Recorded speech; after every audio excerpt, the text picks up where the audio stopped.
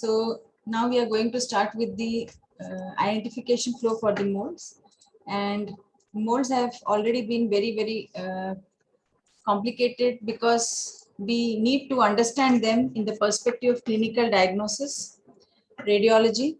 Then we have to identify them, and many of the molds we need to differentiate them from the contaminants. So it's a very challenging thing when we are discussing about molds. So as far as identification of the molds are concerned, as we will progress, we'll try to understand which is the best method and what are the recent guidelines. So what I have tried to cover in this particular presentation is regarding the important molds and what are the guidelines. Guidelines are based on, or they are giving emphasis to which molds. That is very important because it is too vast. The list is endless and we are not going to enter into each and every species in detail. So that is how we are going to understand the molds today. So molds, if you look at it, we have mucormycosis. We start with the clinical conditions along with the rare molds. So you have mucormycosis, then you have got aspergillosis, then rare molds, phaeohyphomycosis, and dimorphic fungi. So now the question is why you have arranged like this.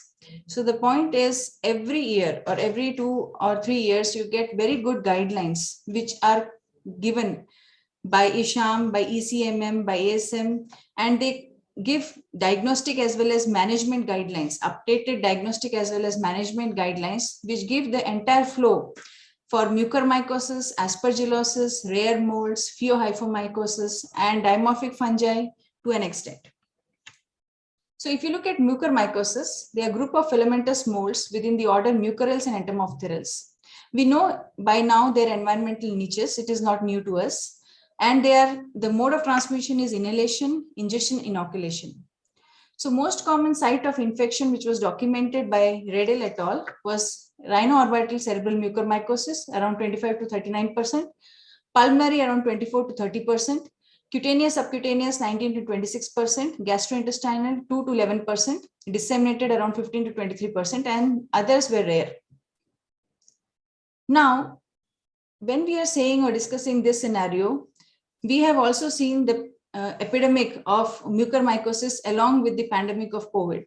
So we have seen the situation in India. So based on that, there was a multicentric epidemiological study of coronavirus disease-associated mucormycosis.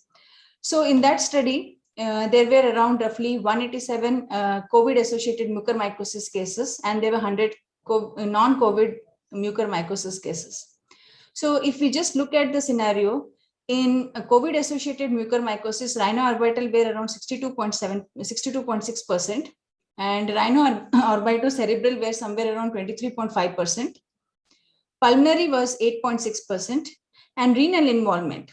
Solitary renal involvement has been seen in Asian countries, China, India. So in COVID-associated mucormycosis also, it was almost 0.5%. And there were some others like cutaneous and intestinal and disseminated ones, which have also been documented. So mucorales, if we have to understand, we have seen in the taxonomy that there is Mucormycotina and there is Entomopteromycotina. So there is a fundamental difference between both the subphylums.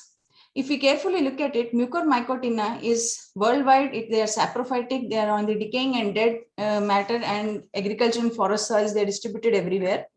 And they usually cause life-threatening infections in the immunocompromised patients. Whereas Entomopteromycotina, they are usually seen in the natural insect pathogens, and they predominantly cause chronic subcutaneous infections in healthy individuals. So healthy, they don't have any underlying immunosuppression. So that is the fundamental difference between the Mucormycotina and Entomopteromycotina. So in the Entomopteromycotina, if you look at it, the Basidiobulus predominantly causes subcutaneous manifestations in the extremities, in the back, whereas the Conidiobolus is rhinofacial involvement. There will be a lot of swelling, inflammation of the rhinofacial region. So that is how usually it is the presentation. Now, if you look at the genus for Mucormycotina, we have Apophysomyces, Cunninghamella, Lichthemia, Mucor, and there are many species of Mucor, Rhizopus, Rhizomucor, Saxina. And so these are the most important ones. And other than this, we have several others like Thamnostylum and Cocchromyces, So there is no end to the list again of Mucormycotina. The list is endless. So we have known mucor very well, so I'm not going to discuss about each and every risk factor. So I'm just giving an overview of these were the risk factors that have been discussed again and again for mucormycosis, like diabetes, hematological malignancy, immunosuppression, iron overload, any traumatic implantation or trauma including surgery, then malnutrition and prior voriconazole administration. Now, what was the change in the COVID-associated mucormycosis? So if you look at this study, so in this case where COVID-associated mucormycosis cases were roughly around 187. So what we have seen is that the COVID only as a risk factor was seen in 32.6%. And among this group with COVID-19, glucocorticoids was prescribed in 78.7%. So this was COVID that was associated with glucocorticoids. So COVID-associated mucormycosis in COVID with glucocorticoids administration was somewhere around 78.7%.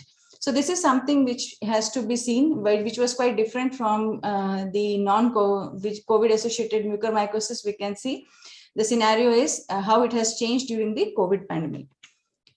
Now, this is a guideline, and this is very important. It says that one world, one guideline. This is initiative of the European Confederation of Medical Mycology, ECMM.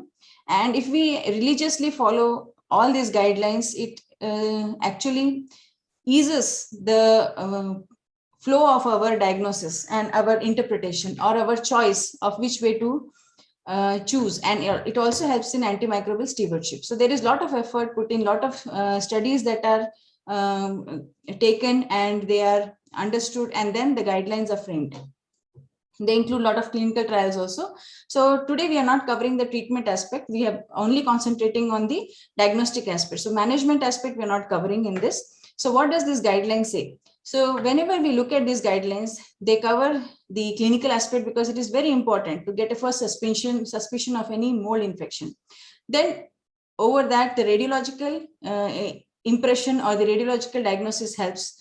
Then whatever samples we receive, we are processing mycologically in the mycology or the microbiology department, and histopathological observations, followed by culture isolation, if you can isolate the mold. And then if there is no isolation, or if there is isolation, what are the molecular techniques that can be performed to go up to the species level, from genus to species identification. So this may be slightly clumsy, but I did not want to break it into two, just that you can refer to this again. This is Lancet Infectious Disease 2019. This was a flow, which was an approach to diagnosis of mucormycosis. So in this, if you can see, there is suspected and confirmed mucormycosis, which they mention are emergencies and they require rapid action. So there is some boxes have got strong recommendation, which are slightly bluish green, and yellowish ones are moderately recommended.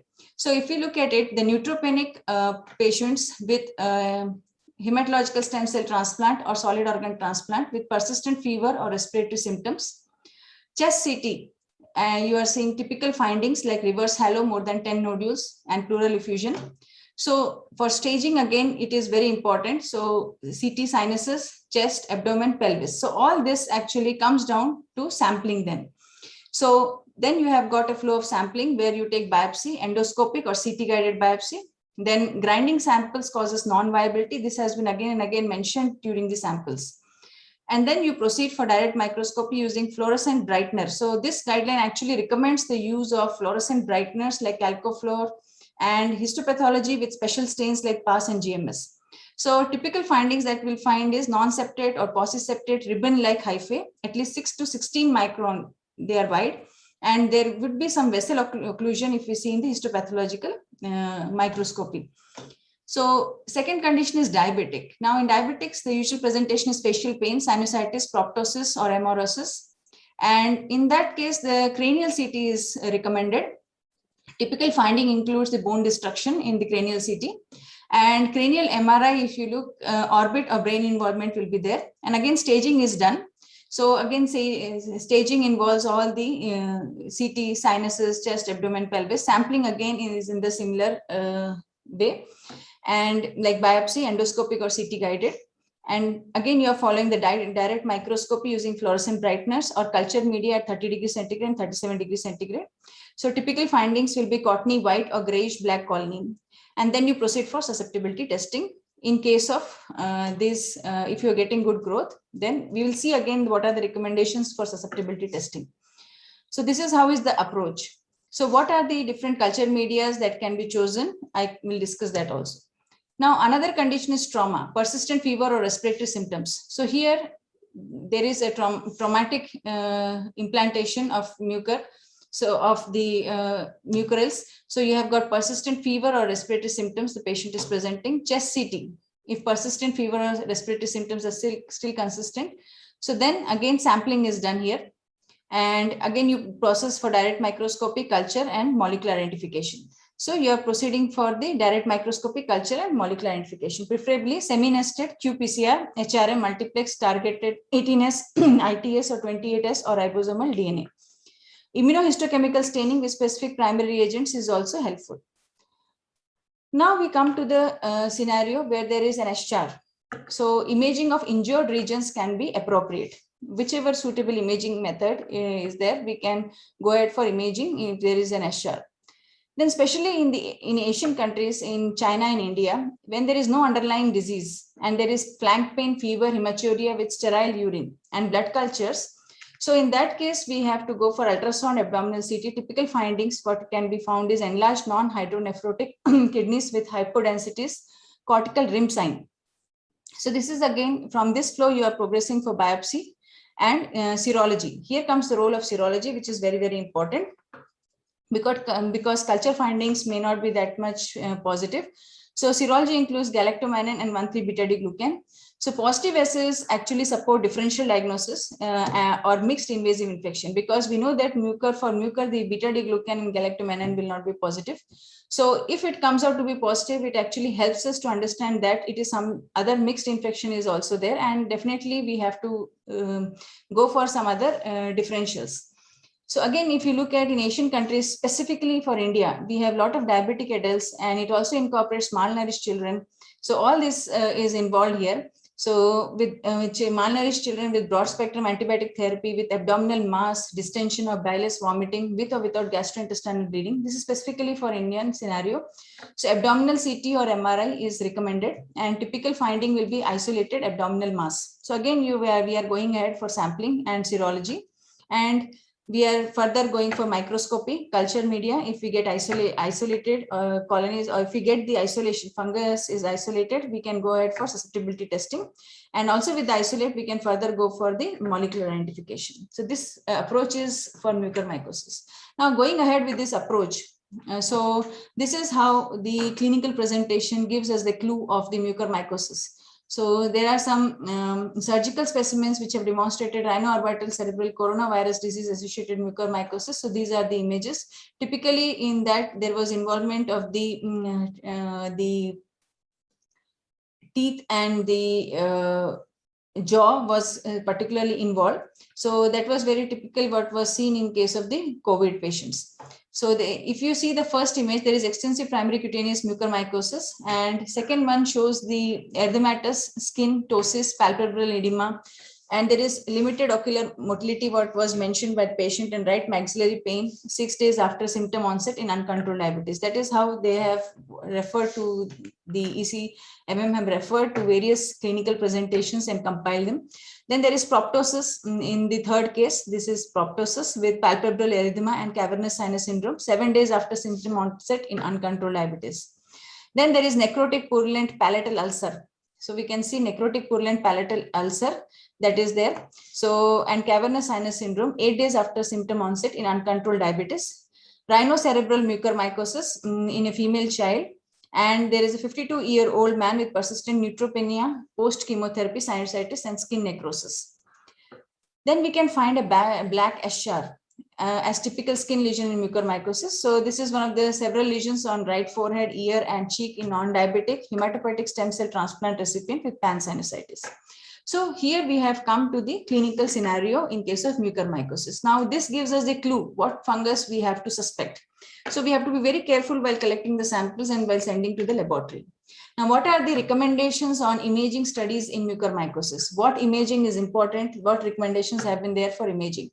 So here there is a population. So this is population. We have two tables here, and I will proceed one after the other. So population, what will be our population and what is the preferred imaging modality? Diabetic with facial pain, sinusitis, proptosis, ophthalmoplegia, amaurosis, and you want to diagnose mucormycosis, there is high suspicion cranial CT. So again, diabetic with facial pain, sinusitis, proptosis, ophthalmoplegia, with bone destruction on CT. So you go ahead with cranial MRI for orbit, CNS, cavernous sinus thrombosis. This will help you to diagnose whether mucormycosis exists or not is cranial CT, and to know the extent you want to go for the cranial MRI. Then you are going for the, to diagnose again to mucormycosis, you have sinus endoscopy if it is predominantly causing facial pain, sinusitis, proptosis. Then in the Asian scenario where we are seeing the involvement or we are suspecting renal involvement, so to diagnose and to determine extent of renal mucormycosis, we go ahead for CT or MRI. Again, if we look for, there is no underlying diseases, flank pain, fever, hematuria with sterile urine and blood cultures, again to diagnose and determine, abdominal ultrasound will also be helpful. And to see particularly the diabetic adults who are on dialysis or malnourished or premature child, which is the Indian scenario that has been mentioned, with broad spectrum antibiotic therapy with abdominal mass, distension of bilious vomiting with or without gastrointestinal bleeding. So in those cases, endoscopic or CT guided biopsy is recommended. Now, for any group of population, when we say any, these are the group of populations we are discussing in the second table. So for any population, they are not particularly from any region, or they are not presenting with any kind of immunosuppression. So for any patient, to prove mucormycosis, CT guided biopsy is recommended. Then to determine the disease response or progression, weekly CT is recommended. And to detect the dissemination, how far it has extended, PET CT is recommended. For hematological malignancy patients, to detect the dissemination, staging images of head, sinuses, chest, abdomen is recommended. Hematologic malignancy with pneumonia. So here there is involvement of the lungs also. So to differentiate mucormycosis from invasive aspergillosis, because now we want to differentiate. So CT or reverse halo sign that we are trying to elicit. So CT is recommended. Hematological malignancy, again, if you are finding any pleural effusion, so that will be another condition. Sometimes we can find more than 10 nodular infiltrates. So these are different presentations in the same hematologic malignancy with pneumonia when you perform CT. So it is highly recommended. And here in these cases, the recommendation says that you want to differentiate from invasive aspergillosis, because it is also opportunistic infection. And in cases of hematologic malignancy with pneumonia, CT will help us to get some clue, and we are trying to differentiate it from mucor and aspergillosis. Now, these are the 4 imaging signs which can suggest the pulmonary mucormycosis. So in an appropriate clinical setting. So the first one is the halo sign. Halo sign on CT. Halo sign on CT, a ring of ground glass opacity surrounding a nodular infiltrate. With pathophysiologically, if you feel what is a halo sign, it is a region of ischemia, and which is also typical of invasive pulmonary aspergillosis. So this actually confuses, the halo sign on CT actually confuses, which is seen even in the invasive aspergillosis. Now coming to the this particular reverse halo sign, hypodense region with the reverse halo sign. So in this case, D and B, which is reverse halo sign on CT. So we can see that there is this inverse halo sign is also known as the atoll sign, and an area of ground glass opacity surrounded by a ring of consolidation. So here we can see a ring of consolidation. This is a ring of consolidation with ground glass opacity. So this is also a presentation which we can see on CT. Then we can have hypodense region on the MRI, a central hypodensity in the lung, which can be seen on the, this is the hypodense region, okay. So then vascular occlusion is very, very characteristic of mucormycosis. So vascular occlusion can be seen in case of the, this is the image. So here we can see a vascular occlusion. Then there is, these are actually very advanced mucormycosis cases. So they're very progressive mucormycosis cases. So if we can see here, G2, day 1, day 8, and day 15, this is advanced pulmonary mucormycosis. And the F1 is the contiguous spread on CT, presence of mass or consolidation. So here we can see the presence of mass or consolidation in case of the mucormycosis. So these actually emphasize the need for looking at the imaging or the significance of imaging in association with the microbiological diagnostic procedures, because we have to ultimately confirm that this is pathogenic. So that is very, very important. So these are the steps. We finished with clinical, we finished with imaging. Now, what are the recommendations on interpretation of tissue-based diagnosis of mucormycosis by the group? Histopathology, they have commented that high-fold diameter of invasive aspergillosis is narrow, and it has to be somewhere around 6 to 25 micron in case of mucormycosis. Immunohistochemistry is very, very important. Monoclonal antibodies against Rhizopus arrhyzus are commercially available. So this sensitivity is somewhere around 100% and specificity is 100%, and has been proven useful for differentiating aspergillosis from mucormycosis. So there were some studies which were included to give this recommendation. So in one of the study, 23 probable mucormycosis cases, roughly 20 were positive. Then regarding the molecular-based test on fresh tissue and molecular-based test on the formalin-fixed tissues. So these are the paraffin-embedded tissues. So we are having paraffin-embedded, we are also having fresh tissue. So always the recommendation in case of mucormycosis is to go ahead with the fresh tissue. It actually helps. Fresh tissue is much more preferred compared to the formalin-fixed paraffin-embedded tissues. So there are no commercially available or standardized molecular methods for this. So various DNA targets have been recommended, and various techniques like PCR and semi-nested PCR. So all these have been recommended, and mucoral specific or pan-fungal assays, fresh material is preferred over paraffin embedded. So always one point we have to remember in case of mucormycosis is if we are getting the fresh tissue and we are performing molecular, the results will be better compared to the molecular based tests on the formalin fixed paraffin embedded tissue. So these are the recommendations. Now coming to the recommendations of mucormycosis on microscopy, culture and antigen biomarkers. So if you look at direct microscopy, the group recommends fluorescent brighteners, chalcofluor white blanco for use, and it allows, because there will be rapid presumptive diagnosis. So although we don't get any species level identification, then culture is essential. Culture is essential, and it can grow on any routine culture media like SDA. And very significant thing we have to remember is we should not grind the clinical sample whenever there is suspicion of the mucormycosis. Dichlorine rose Bengal agar is another media which can be used for growing the mucor or isolating the mucor. Then to identify to the genus level, the microscopic identification can be performed if the isolate sporulate. As we have seen, Aarti madam has told that some of the mucormycosis, they do not, some of the mucorales, they do not sporulate, like Apophysomyces, Saxina vesiformis. So for these water agar, soil agar, all these agars have to be used. So in those cases, actually, it becomes very difficult to give a species level identification. We have to only settle with the genus level identification. Even genus level identification sometimes may be difficult where there is no sporulation. So recommendations on the biomarkers. So there are hematological patients. Suppose if the patient is a hematological patient and to exclude mucormycosis, to exclude, here there is exclusion. The biomarkers are used for exclusion in mucormycosis. Galactomannan ODI in blood is measured. So there have been a lot of studies which have said that if it is coming out to be positive, then we can suspect a mixed infection. If it is negative, we have to see what is the other alternative diagnosis. So with chest CT imaging to exclude mucormycosis, then in case of, if it is coming out to be falsely negative, there has to be alternative diagnosis. If it is coming positive for galactomannan, we are going in for the mixed infection suspicion.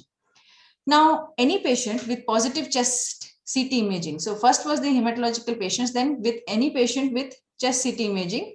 So here we want to exclude the mucormycosis. Again, galactomannan assay can be done. Here it is on BAL because there is a positive chest CT imaging. Earlier hematological patients, we were looking in for the blood.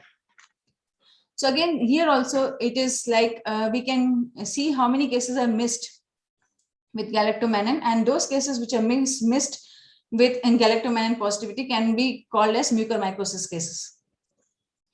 Then hematological patients, we can go ahead for 1,3-beta-D-glucan in the blood. So some, usually mucorales are negative for beta-D-glucan, but some rhizopus species can give a concentration which can be above the threshold of detection.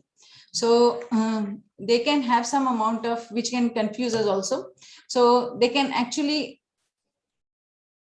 give us a suspicion that there is fungus, but we still have to work on it. Then there are some ELISpot or mucormycosis directed CD4, CD154 cells. So this is not commercially available, and ELISA and LFIA, lateral flow assays, these are actually new diagnostic markers, and they are not helpful much for discrimination between mucorales and Ascomycota. Now, histopathology has been given a lot of importance, and it has been well covered in the previous lecture. So I'm just sharing, telling the significance that this is again in the diagnostic flow of mucormycosis, and it has been well discussed. Spender-Hopley phenomena, broad hyphae on the PAS. This is PAS staining. This is, sorry, GMS staining, Gomery methenamine silver staining. And this is what we are seeing as a PAS staining. In the PAS, we are having the aspergillus, that is, this is aspergillosis, and this is mucormycosis. So they are broad hyphae, and this is Spender-Hopley phenomenon. Now coming to the mucormycotina. So once we get the isolate, we need to differentiate among them. So we have got some of the mucormycotina members which have rhizoids, and they can be nodal or internodal. Some without any rhizoids, they have erect sporangiophores, some have bent sporangiophores, then some have got vesicles. Now these vesicles have got merosporangia, some have got sporangials, and others like Saxina, we can see a very elongated structure. So in nodal, we usually find the nodal rhizoids in Rhizopus, and internodal in case of Lichthymia, to an extent in Rhizomucor also. Erect sporangiophore is seen in mucor species, bent sporangiophore is seen in mucor cicinelloid species, and merosporangium is typically seen in Syncephalustrum racemosum and other species of Syncephalustrum. Now sporangioles are seen in Cunninghamella and Cocchromyces. By now we have a lot of Cunninghamella species, and already there has been one new species added to Cunninghamella arunloki. So we have to differentiate. That is very extensive. We have to now, that is beyond the scope of this lecture, but we can look into the species differentiation. First, we know how to differentiate the genus, and then we can go ahead with species differentiation. And Cunninghamella and Cocchromyces, they have got the sporangioles. So we'll just take up one by one. These are the rhizoids where they are present nodally. So you can see that this is the sporangium, and this is known as the columella. So some may be having apophysis, some will not be having the apophysis. So here we can look for the apophysis, and you can have the columella. Okay, so this is the columella, and there are some rhizoids. So there can be internodal rhizoids also, which can be seen. So there are some internodal rhizoids in this image. This is Lichthymia. This is a very high power image, and that's why you're seeing the nice sporangium of Lichthymia, which is a very good apophysis. And we can see the shape. Shape is also very important for the sporangium and the columella. The shape is very, very important. And these are the sporangiophores, and somewhere we can see the hyphae also. So here actually there will be internodal rhizoids, but it is not very clearly visible in this image. This is Apophysomyces. And so here we can see a wine glass appearance. So this is a very clear apophysis that we can see. And this is the entire sporangium with sporangiospores, which are slightly elongate. And we can see this. And this is a sporangiophore. Okay. So this is Apophysomyces. Then we can see the mucor, erect sporangia of the mucor. So these are erect sporangia. There is no apophysis. We can see erect sporangium in case of mucor. We don't find any apophysis. Now this is the mucor cicinelloids, where you're finding the bent sporangiophore. So the sporangiophore is bent. So here this is mucor cicinelloids. Now this is the merosporangium. These are the merosporangia. So this is a vesicle with merosporangia. This is of Syncephalustrum racemosum. So this has also got rhizoids, but just we wanted to show you the merosporangium part. So we have tried to show you this. This is the hypha, broad hyphae. This is the sporangiophore. And this is the vesicle with merosporangia. Now sporangiola. Now sporangiola is very important when we are discussing with Cunninghamella. So these are the sporangiola. There will be a slight vesicle. Along with that, there will be a lot of sporangiolas. So these are the sporangiola, and they could be in Acunulata, and we can find the sporangiola which is having little spikes. Then there is Blacksina, then Elegans, Bertholata, and now Arunloke. So we have different Cunningham species which you can differentiate based upon the presence of spicules or the roughness on the sporangula wall. And how many sporangula are there. So based on all this, we can see, and these are pauciseptate. If you can look at it, you can find some septations. These are pauciseptate. Okay, and they are also having some amount of rhizoids. Now this is Thamnostylum lucknowensis. There is only one article which I could see, and from that I have taken this image. And because the name lucknowensis, because it was identified from the soil of in the Lucknow, and so this is how you are finding epiphysis. There can be some columella here. So this is columella and epiphysis. So this is Cocchromyces. So Cocchromyces species, again, you find sporangulas. There are a lot of sporangulas, but they are very much bent and they look like spidery arrangement. So this is Cocchromyces. So these are some of the species. This is Saxina vesiformis. So this was isolated from our laboratory. And this was only we could see this sporulation occurring in water agar after somewhere around 21 days. And you can find some rhizoids. And this is how the sporangiophore is. There is no clear picture. There is no vesicle as such, but there is this elongated structure. We find a long elongation of the epiphysis and into a typical structure, tube-like structure. So this is Saxina vesiformis. Now, there have been a lot of scorecards, and these scorecards can be seen also for mucormycosis by the ECIMM group. And this particular scorecard has been recommended for adherence to the good management of the cases, diagnostic component. So this has got diagnostic component and the treatment component and follow-up component. So this scorecard can be used for individual patients. So if you have to just tick on what is your patient and whatever the imaging signs and then microbiological test results, and then just add up the scores and put here. So that once we are doing this, we have to just see in the totals and how far we are complying with this and how good is this will help us in antifungal stewardship. So this is the scorecard that has been recommended again for use. Now coming to aspergillosis, diagnosis and management of aspergillosis disease. This is again a summary of 2017 ICMID ECMM ERS guidelines. So these guidelines have been only referred for the ease of everyone. Now, if you look at the infectious cycle of Aspergillus fumigatus, so there is something called as the conidia which enters through inhalation. So the conidia which are entering through inhalation, that is inhalation of airborne conidia. So they enter the epithelial lining. They reach the epithelial lining of the trachea, bronchi, and bronchioles, and the mucus and the fluid lining actually, the upper respiratory tract. They stick to that, and then they enter further into the alveolar space.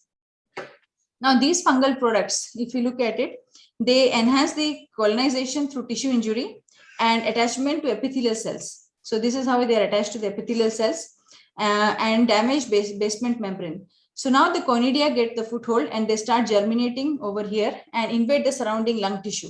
Once they have stayed there for long, they start invading the lung tissue and the basement membrane following ingestion of the epithelial cells.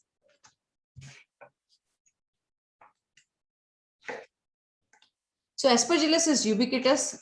Aspergillus is ubiquitous in its distribution, and this is the same what we are trying to show here. Alveolar macrophages, they have phagocytose the inhaled conidia. So what we can see is alveolar macrophages, they phagocytose it, and then they get connected with the that is pathogen recognition receptors, and conidial swelling occurs. These conidia, they swell, conidial swelling occurs, and there is release of a lot of 1,3 beta D glucan, what we call is dectin. In case of beta D glucan, we call them as dectin. So dectin 1, that is 1,3 beta D glucan, they interact with the further residues. There are a lot of residues that are produced with the hyphal forms. So they associate with those residues, and they are responsible for further activation of the macrophage and pro-inflammatory responses. So this is how the entire saga goes in for the Aspergillus fumigatus with respiratory epithelial cells. Then there is a lot of role of neutrophils. So these neutrophils, they attach to the hyphae and degranulate and damage hyphae by oxidative and non-oxidative mechanisms. So neutrophils can also aggregate and prevent the germination. So once the germination is prevented, actually during that time, the patient will not suffer. But once the germination has occurred and the hyphal forms have grown, so that actually leads, so in neutropenia patients, you will find that there will be a lot of hyphal growth, and because the neutrophils are deficient, so they cannot stop the germination, and germination occurs and the hyphal forms are very, very invasive. So this is how it acts completely in case of the role of 1,3-beta-D-glucan, pathogen recognition receptors and dectin. So this is how it is. Neutrophils are also acting, and they will inhibit the formation of the hyphae. But once in neutropenia patients, this germination will occur because it cannot stop the germination. Spectrum of pulmonary aspergillosis is very, very important because we have to know their guidelines. There are a lot of guidelines which say us, which tell us that whether this aspergillus is contaminant or whether this is a diagnostic. So for that, we have to know this entire spectrum of pulmonary aspergillosis. Where does the invasive pulmonary aspergillosis stand? Chronic pulmonary aspergillosis, allergic bronchopulmonary aspergillosis, and what are the different presentations. So in case of chronic pulmonary aspergillosis, it can be in the form of aspergillus nodules, simple aspergilloma, chronic cavitary pulmonary aspergillosis, chronic fibrosing pulmonary aspergillosis, or subacute invasive pulmonary aspergillosis. Now, if you look at the immunity as it is diminishing, so when we find there is a lot of immunity has almost diminished, so we find a lot of invasive aspergillosis. But if there is a good amount of immunity, but it is not acting in an appropriate way, so we find asthma and ABPA, and there can be normal immunity. We can find that the patient is asymptomatic on long-standing cases, can present with bronchitis. Then if there is a pre-existing cavity, there can be aspergilloma. Once the immunity is diminished, necrotizing aspergillosis can lead to cavitary aspergillosis and aspergilloma again. So in Indian scenario, what has been observed is that Aspergillus flavus outnumbers Aspergillus fumigatus. So in our labs, we have been reporting more of flavus than fumigatus from these respiratory samples. So epidemiology and clinical outcomes of invasive mold infections in Indian intensive care units was the FISF study, which has again emphasized that in Indian scenario, it is more of Aspergillus flavus. Now, invasive aspergillosis, classical risk factors were described where neutropenia was given a lot of importance, and that was considered as the classic risk factors. But over the years, there has been some emerging risk factors which cannot be ignored. And for that, there have been a lot of revisions in the guidelines, like critically ill patients in ICU, COPD, solid organ transplant, HIV patients, and SARS-CoV-2 in the current scenario. So what is the difference between invasive aspergillosis in neutropenic and non-neutropenic patients? So there is because why this is important, only considering neutropenic patients is one group, but we have a lot of invasive aspergillosis as complications to other conditions who are in ICUs. Even ICU stay is also can be considered as one of the risk factors. So there have been studies showing other risk factors in invasive aspergillosis like glucocorticoids or mechanical ventilation, dialysis, where there was no neutropenia as such.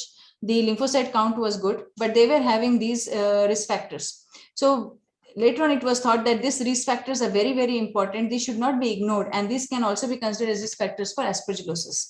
So in immune competent patient, so they have seen that what was the percentage of aspergillosis, invasive mold infection that could be detected. So in H1N1 patients also they found a good number of invasive aspergillosis or invasive mold infection. It could be both mucor as well as aspergillosis. Now there is a defining and managing COVID-19 associated pulmonary aspergillosis guideline that was issued that came up during the COVID times, and there was a terminology called as CAPA, COVID-associated pulmonary aspergillosis, which is defined as invasive pulmonary aspergillosis in temporal proximity to a preceding SARS-CoV-2 infection. So in these cases, the patient were COVID-19 confirmed by RT-PCR test and who developed respiratory insufficiency requiring ICU should be considered at risk for the CAPA. So this is how it explains that in non-neutropenic patients, we are having the risk factor to consider for the invasive aspergillosis. Now, what are the challenges when we have invasive aspergillosis? Invasive aspergillosis is not restricted to hematology patients. It can have the new risk factors, what we have seen over the years. So there is a lot of diagnostic challenge. We have seen in our laboratories also, we get Aspergillus flavus. We see whether a patient say, this is from the patient or this is not from the patient, whether it's significant or not, whether it's contamination or colonization. So rates of disease are lower than in hematology patients, definitely. Culture is insensitive. So BAL 30% sensitivity is there, and it is non-specific because we cannot differentiate between colonization and the contamination. So this group always keep in mind, as this I want to emphasize again and again, the neutropenic discussion was going on, but we also have a large number of new risk factors where we are discussing about non-neutropenic patients. There is a lot of difference between pathophysiology, presentation, diagnostic tests, and treatment in case of neutropenic and non-neutropenic invasive aspergillosis patients. So this point has to be very, very clearly understood. In neutropenic patients, there will be more robust fungal growth because we know that the neutrophils are not able to function well. Either they're functionally or in numbers, they are reduced in amount. So there will be higher fungal burden, angio-invasion and infarction will be more. Whereas in non-neutropenic patients, there will be stunted hyphae because neutrophil numbers are good. Prominent inflammatory reaction will be seen, and there will be more of bronchopneumonic picture rather than the invasion. So this is how you can differentiate in the neutropenic host and the non-neutropenic host. There will be in the neutropenic host, you can find a lot of fungal burden. Whereas in non-neutropenic host, if you look at the GMS samples, you are finding very few short stunted hyphae, which you can see. And the inflammatory response is also very much aggravated in case of non-neutropenic patients. So if you look at it, fever as a poor prediction of invasive aspergillosis nowadays, because again, you cannot, most of the times we see that it is not correlating well with the galactomannan test, what has been seen in many of the trials. So only relying on the fever and to think for invasive aspergillosis, it actually confuses with the biomarkers. So over 50% of patients with positive galactomannan tests were afebrile, and 50% of cases diagnosed by biomarkers had no persistent fever. So these were documented by many. So we have also seen cases where we give galactomannan test result to be positive, but they say that our patient is fine. So so we have to repeat it. We have to repeat in those cases. So there have been a lot of EORTC guidelines. So you can refer to the 2021 recent guidelines of the EORTC for the definitions of invasive fungal infections, in which it has been very well clarified the role of different serological parameters like beta-D-glucan and galactomannan, specifically Aspergillus galactomannan, the role and the amount. Now, in case of radiological significance or radiological finding, that will be helpful to look for invasive aspergillosis in non-neutropenic and neutropenic hosts. So classical CD findings, what we can find is well-shaped nodules in case of non-neutropenic patients. There will be air crescent sign, halo sign, and cavitation. Okay, so this is something that is seen classical CT findings, which will be seen in case of the neutropenic patients. Well-shaped nodules, air crescent sign, halo sign, and cavitation. But these will be absent in almost 64% of the non-neutropenic patients. So this is very, very important because we are seeing a lot of burden of the hyphal forms. So this actually is very important to look for the invasive aspergillosis. So when we see the neutropenic and non-neutropenic patients, the presentation is very different on the CT. So if we look at the angio-invasive, in case of angio-invasive, angio-invasion is very, very early in case of neutropenic patients because there is a lot of hyphal growth that is seen, and this will be present. So that is why it is told that the serum galactomannan will be positive in case of angio-invasion, that is in neutropenic patients, whereas in airway invasive diseases, airway invasive, there will be more of the central lobular nodules and tree in bud appearance. So this is how tree in bud appearance looks like. So here in case of angio-invasive, it is predominantly nodule with central halos. So there will be nodules with central halos. So this is actually angio-invasion in case of neutropenic patients. Whereas in airway disease, that is bronchopneumonia, bronchopulmonary involvement. So here actually, if you look at it, it is most of the times it is appearing like bronchitis, or it will appear like an airway involvement. So here there is limited vascular invasion. Angio invasion is less, or it is very delayed. It occurs after a lot of days, which can be seen here in the next one. So in these cases, actually, if you look at it, it is very important to understand that your serum galactomannan in case of airway invasion, that is non-neutropenic patients, you will find tree in bud appearance on the CT, and your serum galactomannan will not be good to interpret. BAL galactomannan will be more important in case of airway invasive disease. The typical appearance in COVID-19 patients were peripheral bilateral ground glass opacities with or without consolidation or visible intralobular lines, and multifocal ground glass opacities with or without consolidation. So there are different stages in case of, and with reverse halo sign in COVID pneumonia cases, which was again confusing with the COVID presentation itself. Now, relation to the time in the neutropenic and non-neutropenic, as we have already understood by this time that where there is angio invasion in neutropenic patients, there is early angio invasion. So your serum galactomannan results will be positive. And this non-neutropenic host, you find that it takes days for angio invasion. It is predominantly airway disease, so you don't find there is no lung involvement of the much of the lung. Lung infection is early in case of neutropenic patients, whereas here it takes days. So here you will have to the best sample will be BAL sample. BAL galactomannan will be the best test that can be performed. So pros and cons that are related to COVID samples of aspergillosis. This was very challenging because many people could not do the BAL. So lung biopsy is usually preferred, but there was a lot of sampling errors. CT guided biopsies postmortem were done, but not antemortem. Then bronchoscopy with bronchoalveolar lavage. This was limited in many centers because of considering that there will be aerosol generation and contamination. Many people preferred the mini BAL or non-bronchoscopic lavage in case of COVID. So COVID scenario, the entire invasive aspergillosis management or the diagnostic scenario changed. The samples that were received were mini BAL or tracheal aspirate, sputum and serum. So serum from species. So most of the times we had to rely, even though there was a high suspicion of airway, that is the non-neutropenic aspergillosis, invasive aspergillosis, still the sample that we were receiving was serum, and hence there was most of the times it was negative, because although we know that it was negative, in this cases the galactomannan test was negative, but still it was included in kappa category and considered as proven cases, because we know it was not an ideal sample, because galactomannan BAL is the ideal sample in case of airway disease.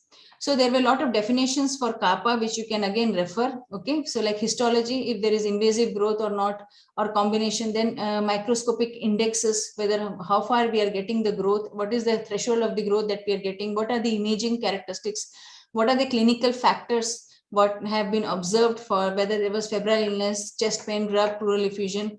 So these are microbiological combinations, and then there were definitions as proven kappa, probable kappa, possible kappa. So when we are discussing about the invasive aspergillosis, we have to consider all this. And in non-neutropenics, it's always challenging to diagnose invasive aspergillosis. Clinically, there won't be much presentation. Serum galactomannan is not a very good thing. CT, again, it gives you some impression about the tree in bud appearance, but there is a limitation with the BAL sample. BAL cannot be done again and again, although the recommendation is 3 times a week and CT twice a day. But still, this cannot be complied with in most of the resource limited settings. So summary of invasive aspergillosis in ICU is underappreciated. Steroids and severe illness are the most common risk factors, and at least 50% of culture positive galactomannan positive cases will have invasive disease. So this is what has been understood, that almost 50% of the culture positive galactomannan cases, positive cases will have invasive disease. And high mortality is with invasive aspergillosis. So we have to look further, and we have to repeat, in these cases, we have to repeat the serological test if you're not getting good isolation. Clinical presentation could be variable. Fever is never associating factor, and CT finding will be more of airway invasion and reduced sensitivity to serum galactomannan and beta-D glucan, and preserved sensitivity of BAL. So BAL is possibly very good, and also beta-D glucan is a good, it has good sensitivity. Now there is another entity, allergic bronchopulmonary aspergillosis. So in case fungal spores, they become trapped in the airway or the sinus, and because of some genetic susceptibility, so the person starts presenting with the different ABP or AFRS. In ABP, there will be airway inflammation, poorly controlled asthma, mucus plugging, and bronchiectasis. Whereas in AFRS, acute fungal rhinosinusitis, there will be eosinophilic mucin, nasal polyformation, and bony demineralization. So all these will be different terminologies that we usually hear with the aspergillosis, which we have to know, and we have to understand what is invasive and what are ABP and AFRS. So these occur because of the regular fungal sensitization, and there have been a lot of literature that are available which explain for the allergic bronchopulmonary aspergillosis and what are the better diagnostic criteria, which you can refer. So in case of asthma, usually there is a negative, if you can look for aspergillus fumigator specific IgE test. Here IgE tests are very important. So here if it is negative, it can be excluded. If it is positive, then we have to quantitate the IgE, total IgE amount, and it can be called as the aspergillus sensitization, AS. Then there can be SAFS, that can be severe asthma with fungal sensitization. Then new terminology, this is SAFS. And if you have got the IG serum, total IG more than 1000 international per ml, so you have to go in for serum precipitants, Aspergillus fumigatus, IgG, then eosinophilic count more than 500 cell per liter, HRCT consistent with ABPA. So if you find all this, then it is going into ABPA. So there are several newer diagnostic criteria for ABPA, which you can refer. Like earlier criteria where some criteria were struck off, there were some new criteria which were added. So you have to continuously monitor whenever the message here is that we have to update ourselves in case of molds with all these newer diagnostic criteria to choose our or to select our diagnosis. Then there is AFRS, which is always confusing. So these are all overlapping features. Chronic rhinosinusitis with chronic invasive fungal sinusitis, chronic granulomatous fungal sinusitis, fungal ball. So non-fungal rhinosinusitis and fungal rhinosinusitis, there is always an overlap. So hyphae, if they are visualized in mucin, they go in for fungal rhinosinusitis. If you are not seeing any hyphae, it is non-fungal rhinosinusitis. So this is how you can remember. So this is something that is always confusing, and you get a lot of samples with suspicion of fungal rhinosinusitis. So if you're not seeing any hyphae, it goes in for non-fungal rhinosinusitis. So again, there are a lot of literature which are available for the correct method of sampling and how it can be seen for the allergic fungal rhinosinusitis. So there is a lot of clinical course that is there with ABPA. The treatment is difficult, it will persist forever, and diagnosis is a challenge in case of ABPA. So there are a lot of predictors of recurrent exacerbations in ABPA. So many people clinicians mention these terminologies which we have to be updated with. So HRCT is also important in case of ABPA and chronic presentations also for the aspergillosis. So you can see a lot of mucus that is there. So chest showing the presence of high attenuation mucus, which is there with bold arrows, it is shown here. So these are very, very important, which give us a suspicion that yes, there was sinusitis which was present. So now cyanobronchial allergic mycosis is another entity, which is ABPA plus AFRS. When they coexist, it is known as cyanobronchial allergic mycosis. So that also has to be kept in mind. Chronic pulmonary aspergillosis, we have seen that it can present in many ways, and common presenting feature is prolonged and relapsing cough, dyspnea, and weight loss. Acute symptoms can be hemoptysis, bronchial or pulmonary hemorrhage can occur. So there are a lot of diagnostic criteria, again, symptomatic for more than 3 months with cough, breathlessness, fever, fatigue, or hemoptysis. Radiology showing an aspergilloma, progressive cavitation. And microbiology, if you can see respiratory fluids demonstrating the anti-aspergillus antibodies. So here we have the role of antibodies. We have a lot of antibodies, in case of chronic pulmonary aspergillosis, we have to remember the FADIA. Through the FADIA equipment, we have got serological tests, which we will discuss in fungal serology, that is immunocap, IgG, and we have got the lateral flow assay recently introduced for LD bio. So that is again important to keep a track of the chronic pulmonary aspergillosis. So again, there is a lot of overlap in the chronic pulmonary aspergillosis scenario. So you have single aspergilloma, aspergillus nodule, chronic cavitary pulmonary aspergillosis, chronic fibrosing pulmonary aspergillosis, subacute invasive aspergillosis. So all these are your scenarios for aspergillosis. So these are different definitions of aspergillosis. If it is single pulmonary cavity, CCPA, there are multiple pulmonary, more pulmonary cavities, CFPA, severe fibrotic, there is fibrosis destruction along with multiple lobe involvement. Then you can have aspergillus nodules, and SAIA is invasive aspergillosis with some immunosuppression. So there will be abscess formation in SAIA. So these are different manifestations of chronic pulmonary aspergillosis, and there have been a lot of recommendations which we have to adhere to when we are trying to go for this. Is Global Action Fund for Fungal Infections guideline for chronic pulmonary aspergillosis.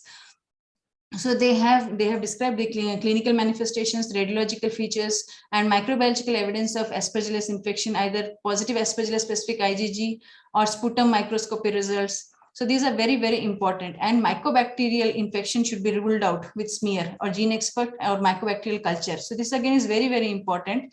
So here actually the role comes for the among the suspected TB patients, we should perform the aspergillus IgG antibody assay, which we will be discussing in detail in serial diagnosis. So this was the flow of chronic pulmonary aspergillosis. So exclude TB by PCR and or smear and or culture, and serum test for aspergillus antibody is very, very important in suspected tuberculosis according to Gaffey guideline, where there's where their impression is many tuberculosis patients who are suspected are actually suffering from aspergillosis, chronic pulmonary aspergillosis.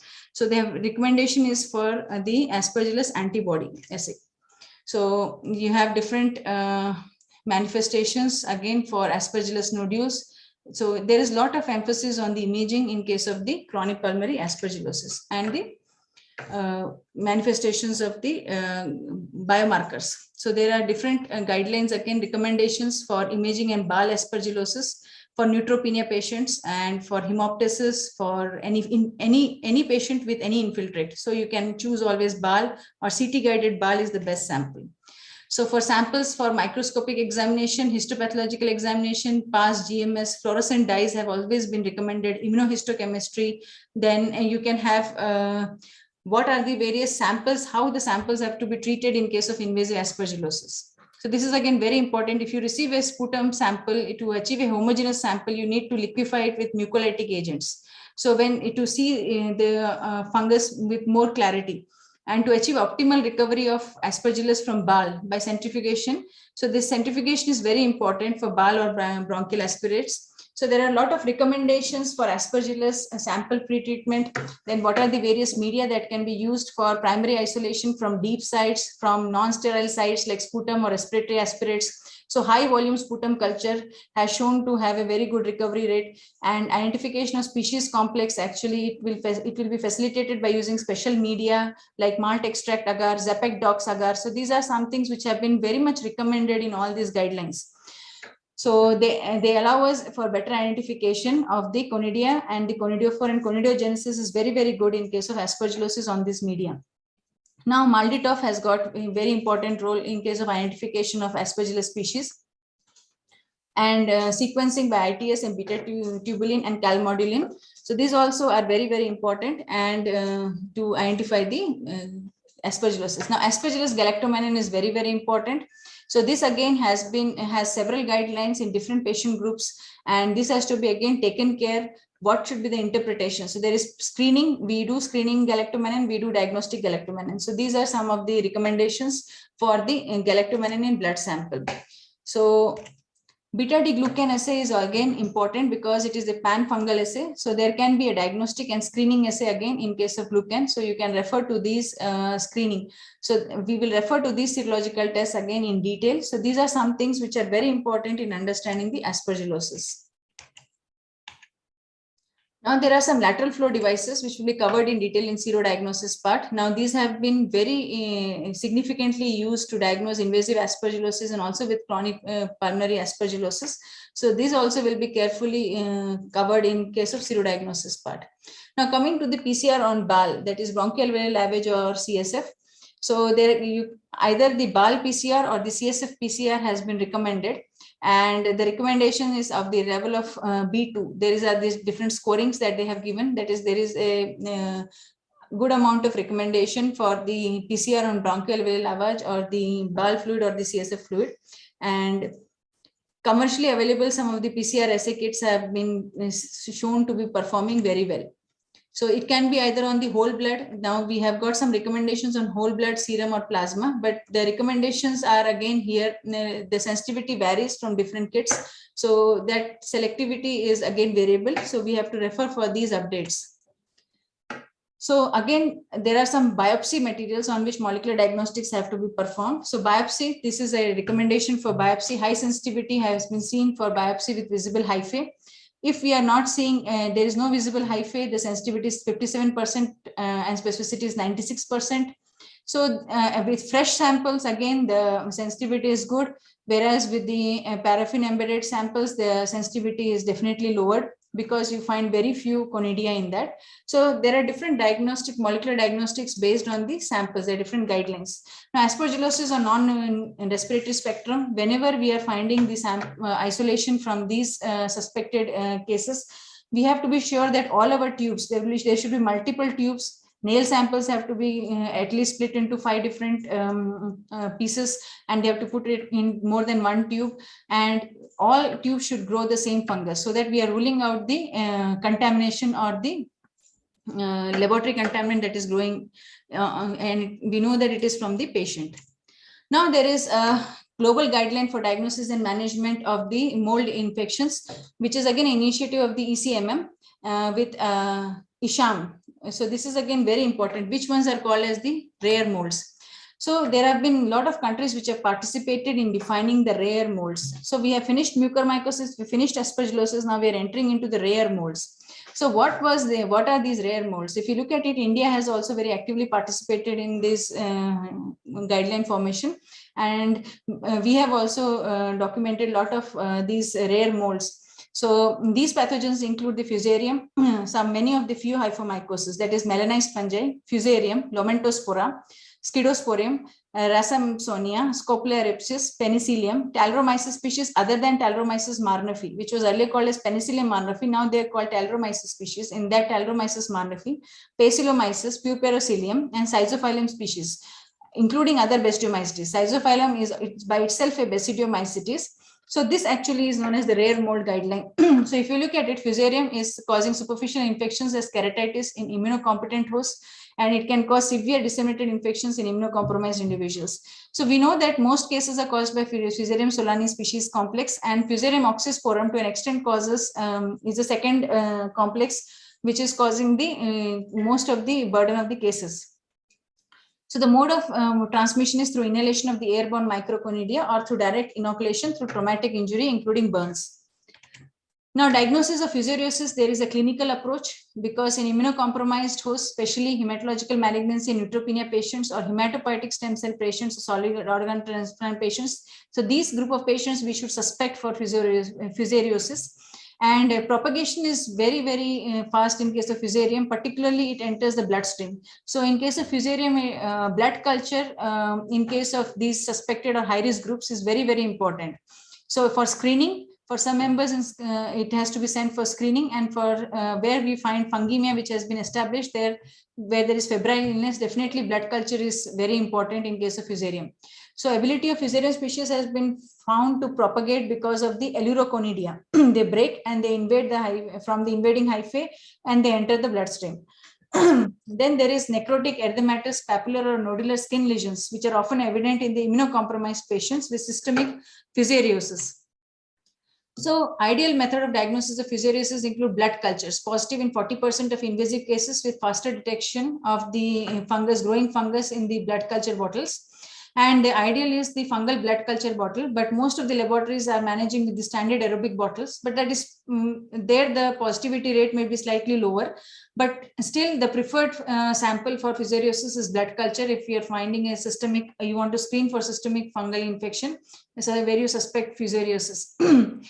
Direct examination of tissue, skin biopsy allows for a rapid evaluation of culture. So direct examination of tissue has been recommended very, very highly in case of fusariosis, and fungal keratitis cases against corneal scrapings and histopathological examination has been recommended. Now, if we look at the fresh tissue under KOH mount, what we find that there will be highly incepted filaments, and we tend to confuse them most of the times with the Aspergillus species. Adventitious sporulation can be present, and the presence of reniform shaped adventitious conidia can suggest us for the fusariosis. So we'll see that later on. What is that reniform shaped conidia? So diagnosis of fusariosis, if you can see, this is the cutaneous manifestation of fusariosis in a patient with suspected fungemia. We can find acute angle branching here, that is hyaline septate hyphae we can see, which can always confuse us with aspergillosis. Then there is some amount of vasculitis on histopathological, and there is proliferation of the capillary vesicles. So we can see that manifestation, and this is how the culture isolated we are seeing here. These are reniform conidia, and which we are appreciating here, which are giving us the clue of Fusarium, and this is the GMS staining, gomorymethylamine silver staining. Now, microscopic morphology, we are seeing microconidia on the conidiogenous cells, and we also see the macroconidia in case of Fusarium. So with a lot of species, there will be variation of the micro and macroconidium. So the first one is the Fusarium acutatum, that comes under the Fusarium fujicoris species complex. And second one is the Fusarium metavorans, that is the B1 is the Fusarium metavorans, and there are both, you can appreciate, micro and macroconidia. So that is coming under Fusarium solani species complex. Then we can find some young chlamydospores. These actually are coming under the Fusarium keratoplasticum. This also comes under Solani species complex. Then we have Fusarium musi, fujikori species, where you find only macroconidia, which we are seeing. And lastly, we can find monophylletes with microconidia in groups. So these are Fusarium tetraphyllum species. So these Fusarium species were isolated from our laboratory and they were presented in some conference. So these isolates were mostly from nail, from tissue, from different samples, from corneal scrapings. So we are seeing different species. So LPCB mount actually showing Fusarium acutatum. First one is the Fusarium acutatum. Then we are having Fusarium oxysporum, where we can find the rounded chlamydospores also, and Fusarium solani species, where we are finding the macroconidia as well as few microconidia. So these species were identified in the laboratory phenotypically. And these were the spectrum of the different samples through which we got the Fusarium species. Now, what are the recommendations of the guidelines by this group for fusariosis of the rare fungal group, that is the rare mold group? Conventional methods are strongly recommended because they grow very well on most of the media without cycloheximide. And we should use both culture and histopathology, has been recommended with high value. Galactomannan testing is moderately recommended in the beta-D-glucan. Okay, so this is very, very important because again, we are already confusing with the aspergillus. So it has been moderately recommended because monitoring serum galactomannan is good for the treatment aspect rather than diagnostic aspect. For diagnostic, conventional is best for fusariosis. So imaging is again important, but again, imaging we most of the times confuse with aspergillosis. And invasive fusariosis should be suspected when we are seeing some hypodense sign or halo sign or occluded vessel sign. So CT imaging is marginally to moderately recommended in case of fusariosis.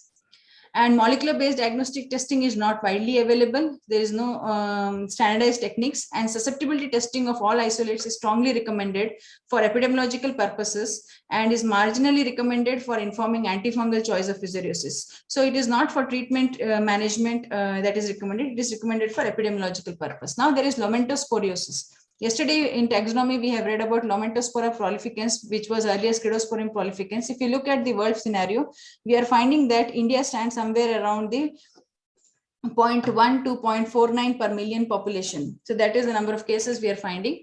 So what is the flow for the diagnosis of Lomentospora? So any population can be affected. So consider rule out dissemination.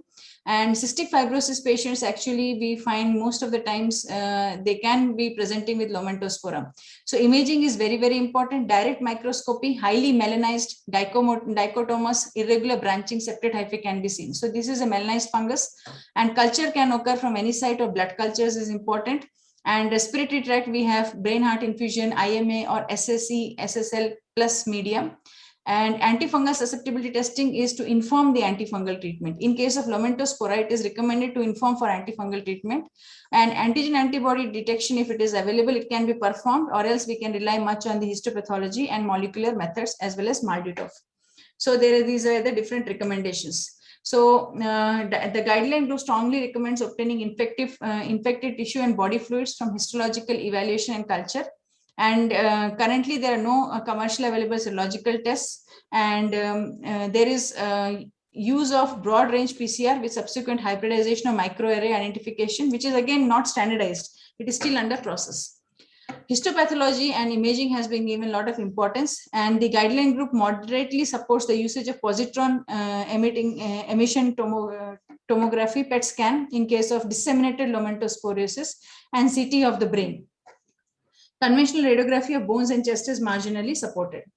Then there are some microbiology species identification. We can look for Malditov. So that was clear from that chart. So these are the same recommendations, how they are flowing in the chart. So this is how we can read the chart and we can interpret for various fungal groups.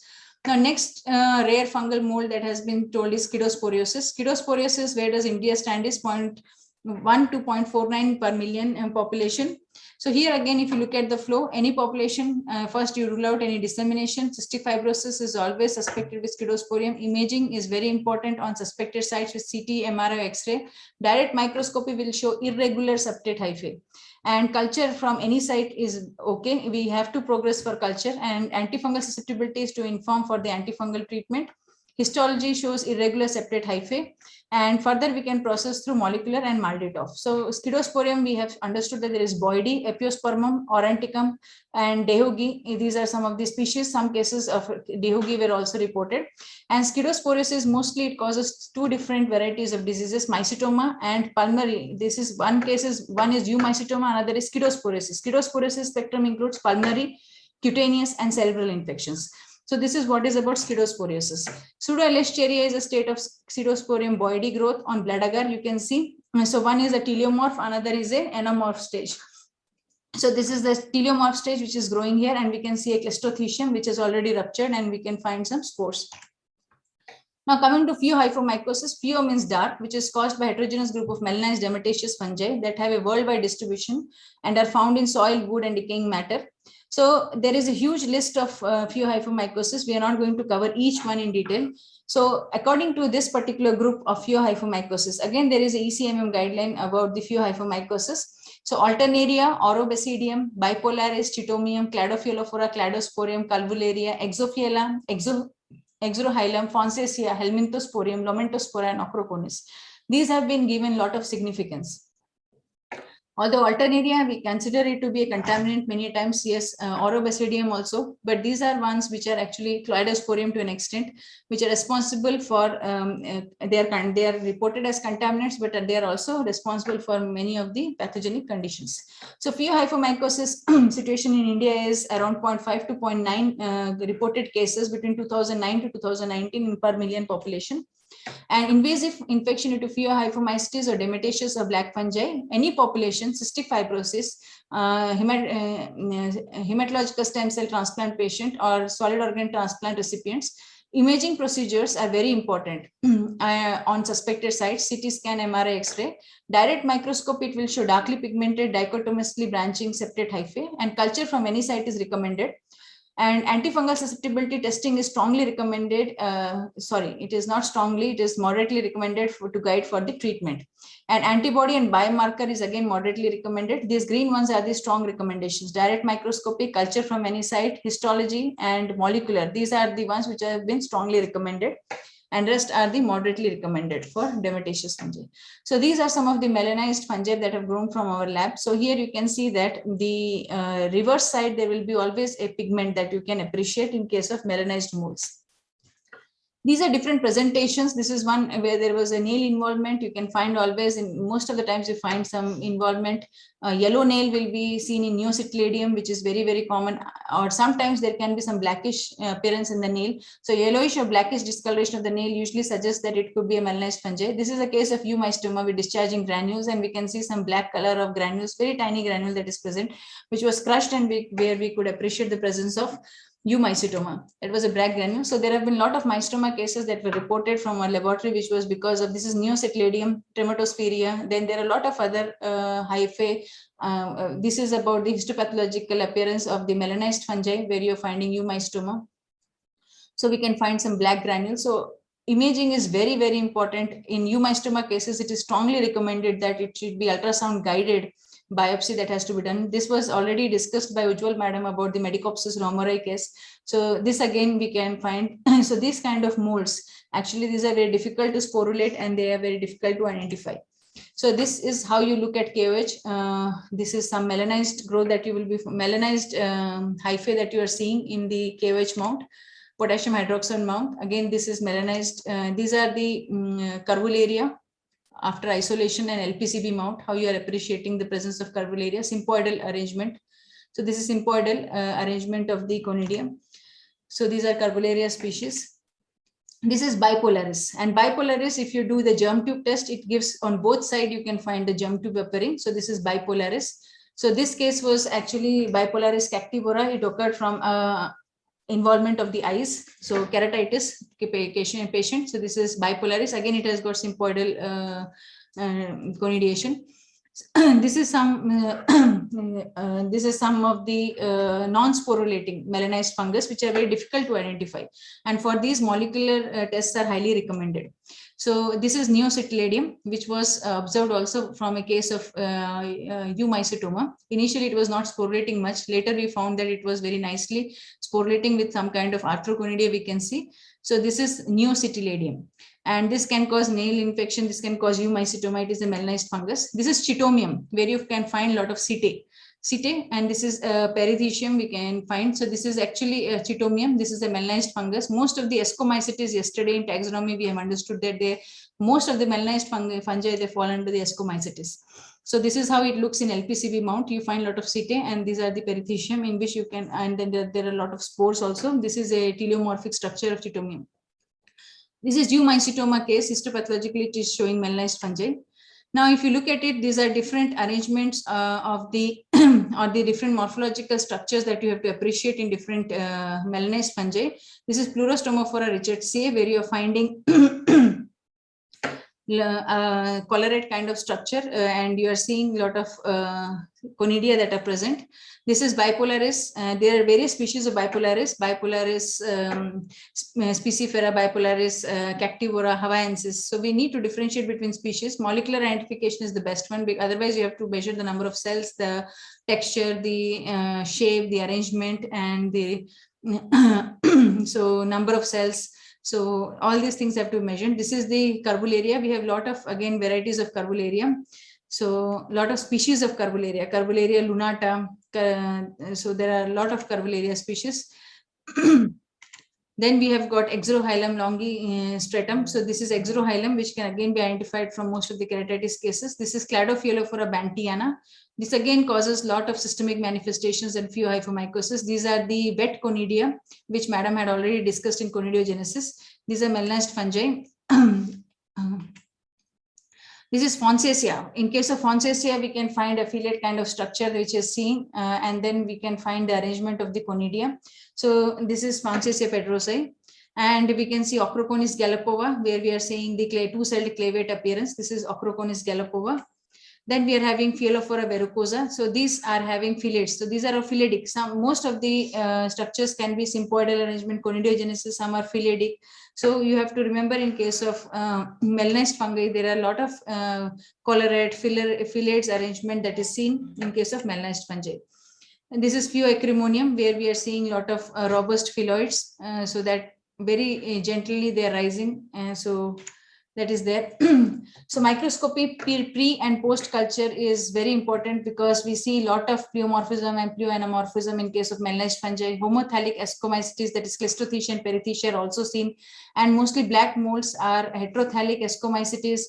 So we find that they have got some aerial conidia also, and conidiogenesis, we can see blastoconidia, and we can see them arranging in various other formats. There will be both blastic as well as thallic conidiation that can be seen.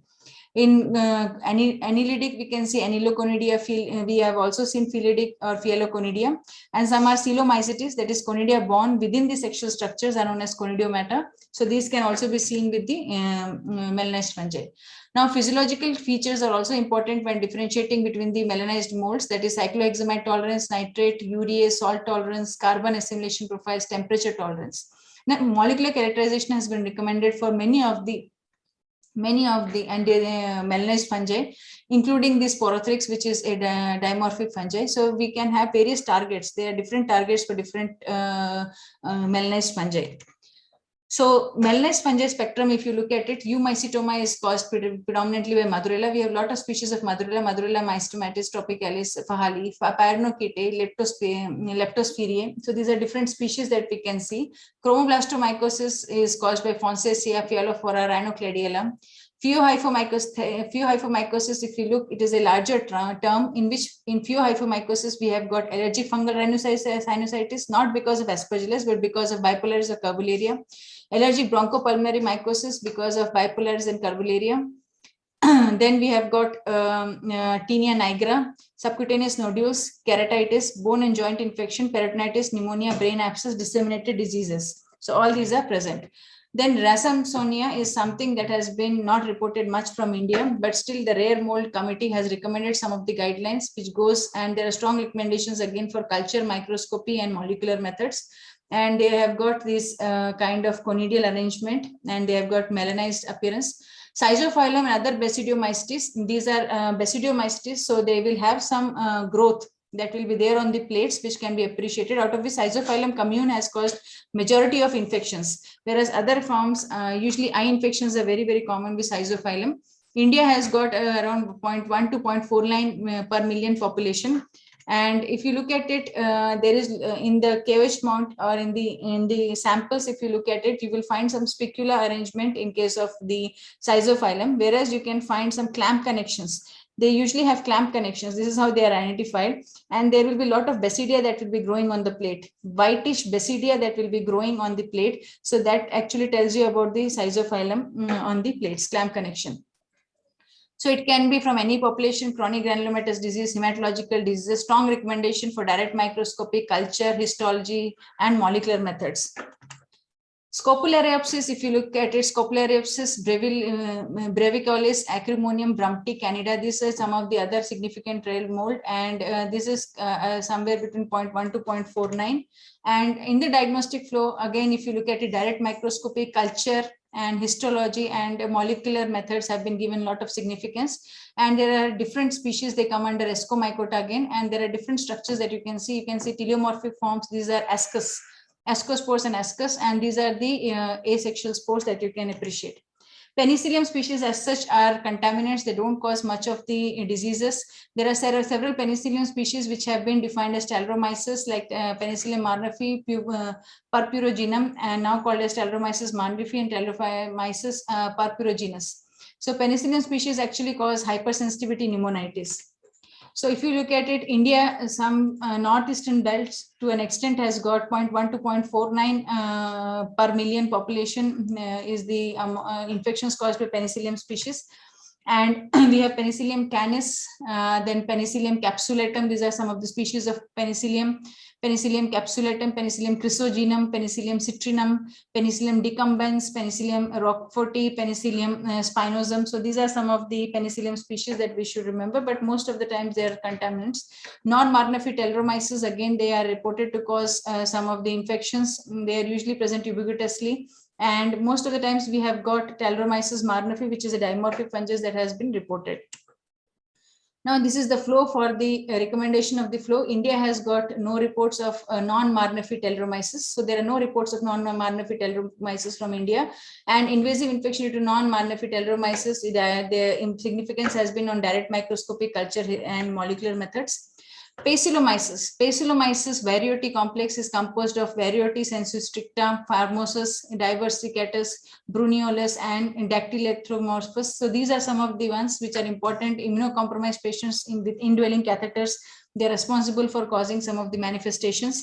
So Pacillomyces, if you look direct microscopy, culture from any site, histology, and molecular methods have given a lot of significance. In India, the reported cases have been between 0.1 to 0.49%. So, and there has been strong recommendation for histopathology and direct microscopy and for the molecular techniques. Puerperocillium, if you look in India, again, it is 0.1 to 0.49 per million population cases, and strong recommendation has been for direct microscopy, culture, histopathology, and the molecular methods.